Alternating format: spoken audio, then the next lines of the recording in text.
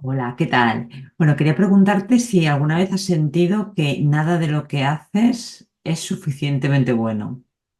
Si te encuentras a menudo atrapada en detalles, eres como incapaz de terminar tus proyectos, pues bueno, si es así, probablemente seas una persona perfeccionista.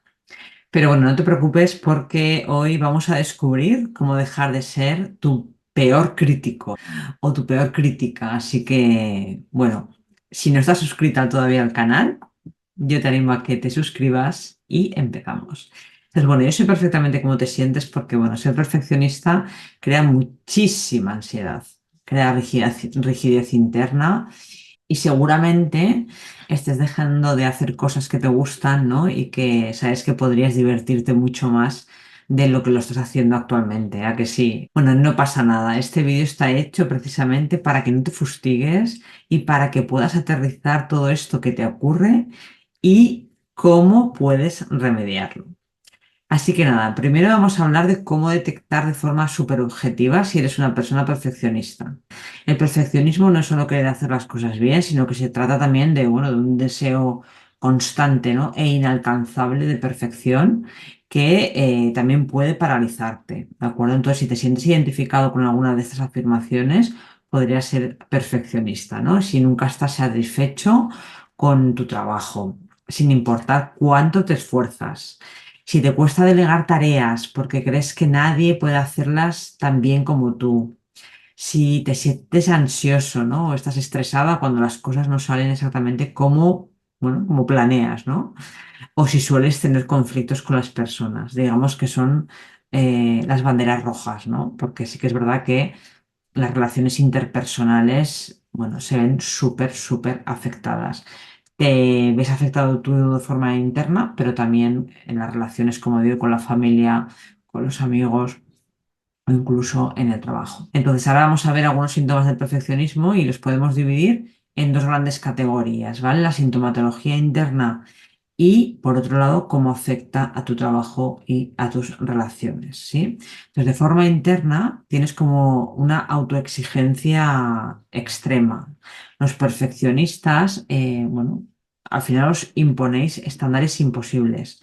¿Eso qué ocurre? Pues genera una presión constante que puede llevar a la ansiedad y a la depresión.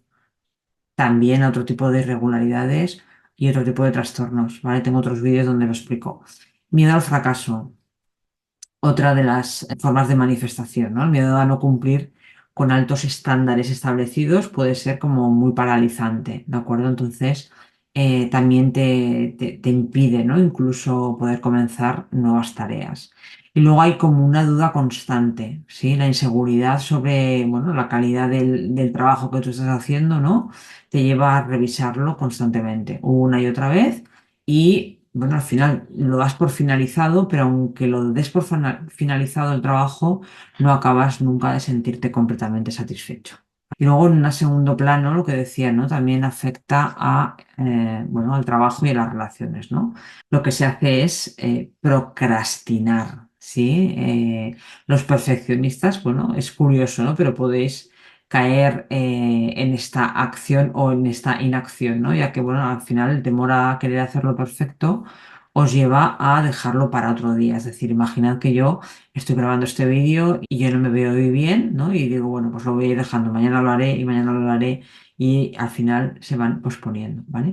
También conflictos interpersonales. En el trabajo hay una cierta incapacidad para poder delegar sobre todo y sois como muy críticos constantemente, ¿no? Esto puede generar fricciones entre colegas y entre también subordinados. Y luego, pues bueno, un poco vinculado con este que acabo de comentar, las relaciones personales, ¿no? En la vida personal, la exigencia de perfección puede crear tensiones con amigos, con familiares, con la pareja, con los hijos, porque, bueno, al final se sienten como muy juzgados y muy insuficientes, ¿no? También ellos y también tú. Pero bueno, ahora te voy a presentar estrategias basadas en evidencia científica para superar el perfeccionismo, ¿no? Y vamos a ver como un paso a paso para que puedas implementar cada una de ellas, sobre todo la quinta. La quinta es fundamental. Ahora bien, también te digo una cosa, hay que estar dispuesto a trabajar, ¿vale? Trabajar en ti porque al final, pues bueno, si no estás predispuesto a cambiar, ¿no? O modificar este tipo de conductas que tienes, o de pensamientos o de acciones, no va a servir de nada. El primero es reestructura tu pensamiento, ¿de acuerdo? Es decir, aquí lo que tienes que hacer son dos cosas fundamentales. La primera es identificar ese pensamiento perfeccionista, que seas capaz de saber cuándo estás entrando en un ciclo perfeccionista. Y cuando tú estés entrando en un ciclo perfeccionista, anota ese pensamiento que está, bueno, apareciendo por tu mente, anótalo, ¿vale? Y la segunda parte de esta reestructuración de pensamiento es desafiarlo, es decir, desafiarlo y reemplazarlo. Aquí se trata de ir practicando, sustituir ese pensamiento que has anotado, que es seguramente un pensamiento perfeccionista y seguramente bastante negativo, con afirmaciones más compasivas y más realistas. Por ejemplo, si tú dices, lo tengo que hacer súper perfecto porque es que nunca me sale bien. Lo que tienes que hacer es cambiarlo, sustituir ese pensamiento por, vale, lo voy a intentar hacer lo mejor que pueda, ¿vale? Y con eso va a ser suficiente. Es decir, tienes que hacer una especie de tu mecanismo cerebral tiene que estar como en movimiento, ¿no? No tiene que ser rígido. Y para eso la reestructuración de pensamiento te va a ayudar muchísimo. El segundo tip es establecer metas realistas. Aquí, ¿qué es lo que tengo que hacer? Tienes que dividir tus objetivos. En lugar de pensar en un macro objetivo, tienes que dividirlo en metas muy pequeñas. Esto se dice muchísimo también en productividad, en rendimiento, en gestión del tiempo. Es decir, al final esto te va a ayudar a sentirte menos abrumado y a ser capaz de lograr, bueno, de una forma más lógica tus objetivos. Y también tienes que aceptar que si cometes errores son partes de ese proceso. Entonces, tienes que reconocer tus propios errores y no pasa nada. Es decir, tú piensa que los errores son simplemente oportunidades de aprendizaje. Y cada vez que cometas un error, tienes que anotar el error y a la derecha de ese error lo que has aprendido y cómo puedes mejorarlo la próxima vez. ¿De acuerdo? El tercer tip es practicar la autocompasión. Si yo te pregunto cómo te hablas a ti mismo o a ti misma, seguramente será súper, súper duro.